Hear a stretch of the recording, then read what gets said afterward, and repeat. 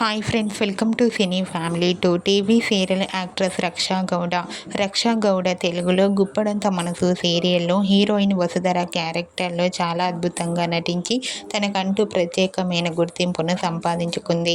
రక్షా గౌడ ఇప్పటికీ సోషల్ మీడియాలో చాలా యాక్టివ్గా ఉంటూ తన పర్సనల్ అండ్ ఫ్యామిలీ లేటెస్ట్ అప్డేట్స్ని ఎప్పటికప్పుడు షేర్ చేస్తూ ఉంటుంది.